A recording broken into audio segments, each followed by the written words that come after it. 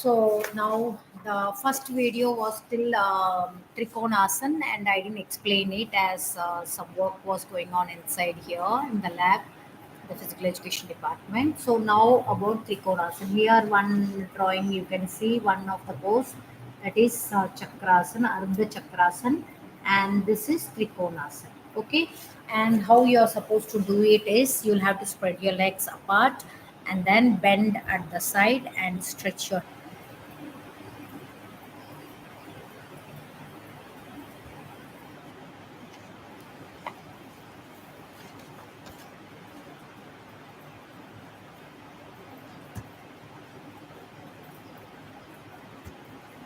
So this is about Trikonasana, right?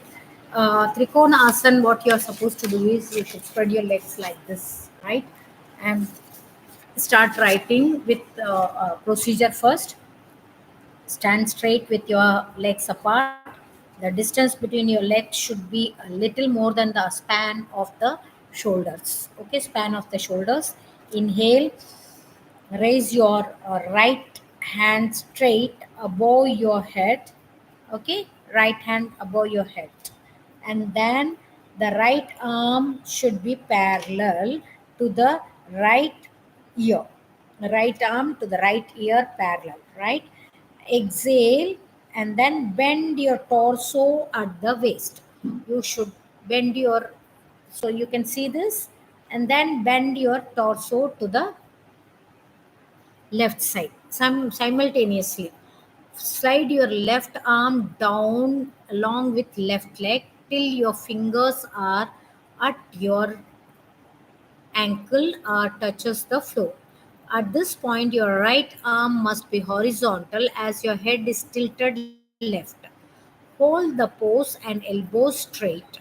Hold the position according to your body capacity. Inhale, and then straighten yourself and stand erect. Okay, so I'll show you the asana here. You will have to raise, okay, and then keep it here, right, okay, your right arm goes up and straight, and then go down, and then keep your head down here. So this is, okay, this is your Trikonasana. You are just going to the side and then you are holding like this. So your left leg is along with left leg, your left hand goes, and this right goes. Then you are staying here. This is Trikonasana, and you have to do it again on the right side. So this is Trikonasana. Okay, three cones you can see. Okay. Um, and then repeat the posture on the other side, as I said. Trikonasana activates your core muscles, which aids in balance and stability. This pose can reduce stiffness in the spine and back, resulting in increased flexibility. Trikonasana unlocks the hip flexor and shoulders, increasing mobility and reducing injury risk. Perform this pose on both sides to get equal benefits to the right hip and left hip. Trikonasana activates your core and upper body, which can stimulate your digestive organs, potentially improves your metabolism. And then Trikonasana can target the lower back, which is where some people carry their stress. This pose can help release that tension, resulting in reduced anxiety and more stable emotional state. So those who have emotional issues can do this. And what contradiction? Okay, who shouldn't do it? Avoid doing this pose if you are suffering from low or high blood pressure, as the flow of blood goes the opposite way. It may become uncomfortable for someone suffering from blood pressure. Avoid this asana in any kind of neck injury. Avoid this asana in any kind of back injury. Needless to say, any back injury takes a good time to heal, and in this asana, the back is put to test, so must be avoided. Okay, so back should, it needs lot of care. A weak digestive system can cause migraine, dizziness as you bend your neck and head, so it is advisable to avoid this and work on the digestive organs first through simple breathing techniques before trying this asana. Now Utkat Asana. Utkat Asana is like a chair pose, and how you're supposed to do is Utkat Asana is also known as chair pose. It appears to the naked eye to be yogi sitting in an illusory chair. It is not, however, a comfortable or passive right when you perform the posture. Utkatasana is deep squat that quickly engages the legs, back, and ankle. The Sanskrit word Utkatasana literally translates to strong stance. Here, power is more about aligning with the life force within and around you than it is about dominating or controlling someone else. Utkatasana teaches you how to find your seat of power within your pelvis, at the center of your body, at the most fundamental level. Okay, so this is Utkatasana. You are making a chair pose and you're sitting, right? So you can see this, and then once again I'll tell you how to do it. Stand with your feet together, Tadasana position. First stand legs together and stretch the arms straight over the head and join the palms. Deeply exhale and bow your knees. The trunk should be lowered until the thighs are parallel to the floor. Keep your chest as far back as possible without stooping. Breathe normally. Keep your body in this position for as long as you can. If this is your first time attempting this pose, don't stay in this position for more than 30 seconds. Okay. Then it can be fairly hard. Inhale, return to Tadasana and relax by straightening the legs and lowering the arms. Okay, and then this asana helps to remove stiffness in the shoulder, exercises the spine, hips, and chest muscles. The ankles, the leg muscles are strengthened, the abdominal muscles and the back are toned. The chest is developed by being fully expanded, balances the body, and brings fierce determination in the mind. Okay, contradiction. Who shouldn't do it? This asana should not be practiced in high or low blood pressure, should not be practiced in respiratory complications, as this pose increases oxygen consumption. Avoid this asana practice in at asana practice in ankle, knee, hip, or shoulder injury. So those people can avoid this. Okay, Hanuman asana, Hanuman pose. So you can see this Hanuman pose. Mostly it's difficult. This is Hanuman pose. You will have to stretch your legs. Okay. And better you go for those asanas which you know it. Now sitting asanas, you can see Padmasana and all that. You take time and do it. This is Padmasana. Okay. Kindly go through the books. This is Padmasana. And then this is Vajrasana. You are kneeling down and going for the sitting position. And the one which is here, okay, you can see this. This is Supta Vajrasana. Okay, you are going back, and this is Paschimottanasana, right? Paschimottanasana, long sitting position, right? This is Ardha Machendrasana. Okay,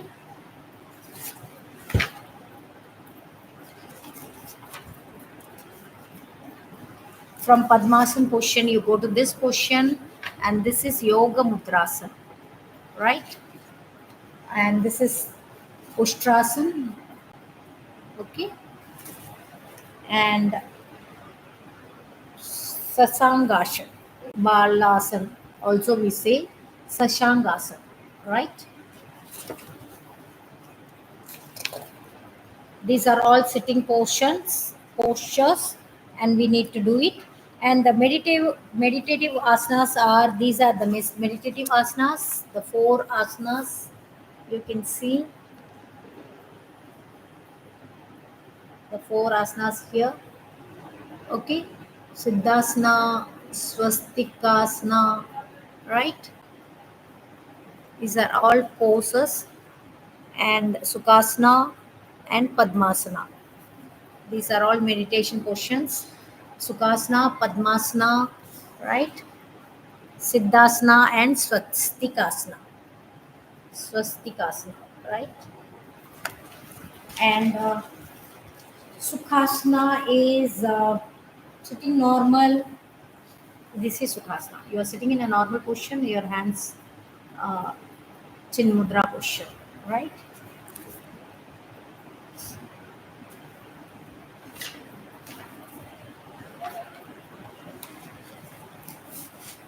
This is Padmasan. Both the legs you are taking it to the thighs and then sitting there straight.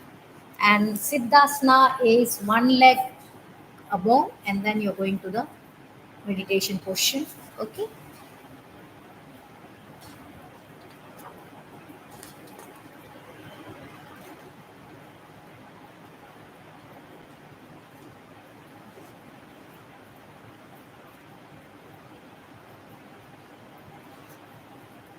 And this is Swastikasana. Okay. So these are all meditative positions, right? And now supine position asanas.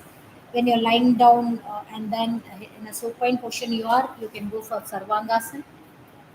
Okay. And then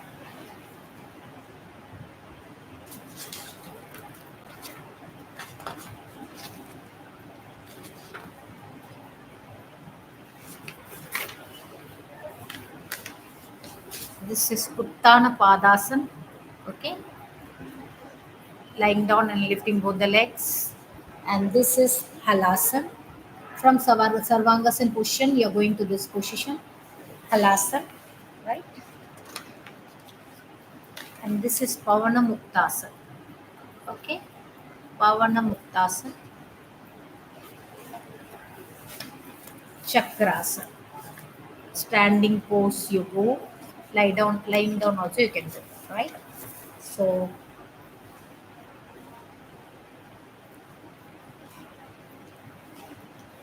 Bhujangasana and turning. So this is asana where you are turning and it's Triataka Bhujangasana. And this one is Dhanurasana. For back pain, no, we can relieve Dhanurasana, like a Dhanush. And this is Salabhasana, right? So you need, once you practice it, you will be able to do it. This is Naukasana, okay, like a boat. Then Vrikshasana, like a tree position. Vrikshasana, this comes under balancing asanas. Okay. Mayurasana is balancing asana, like a mayur, like peacock. This is Bakasana. Okay. You can see here Bakasana, right? Crane pose. It's the crane pose. This is these are all balancing poses. And this is Sirsasana on the head. Blood flow to your brain is enhanced with this. Okay. And then this is Natarajasana. Okay. And some of the relaxation asanas, this is Savasana. Savasana is relaxation asana and Makrasana is another relaxation asana. Okay, Makrasana. These are all relaxation asanas. These asanas, relaxation asanas should be done after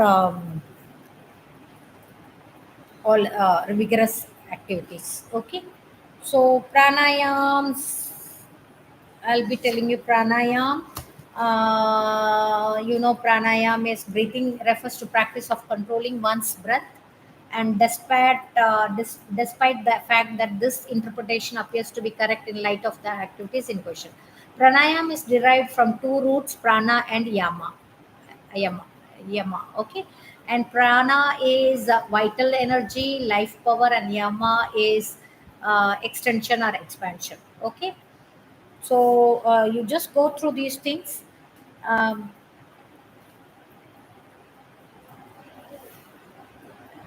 So let me finish few pranayam. I will just tell you. Anulom Vilom is you are just blocking your right breathing from your left nose, holding it, that closing it, breathing out, again breathe in and breathing out. This is one sequence. This is called Anulom Vilom. Kapalbhati is sitting straight in meditation position and just breathing out. You're just breathing out, and breathing happens on its own. Like this is Kapalbhati. And then Brahmari. Okay, you'll have to keep like this, and then breathe in through your nose and make a sound of a B. One finger is on the forehead here, and another one here on the eye, another one on the nose, and that like this. So one is in the ear. This is Brahmari. Okay, forehead, right above head, and then on the nose and here, right? And then breathe in and this is Brahmari. Okay, making a sound of a B. And then Seetkari is keeping a tongue like spoon. So these are all breathing exercises, pranayam. Okay. So thank you all of you. Hope this is to get good marks. At least few things you should write. So don't leave any questions. Kindly draw it. With drawing, you will get the marks. Right. Thank you all of you.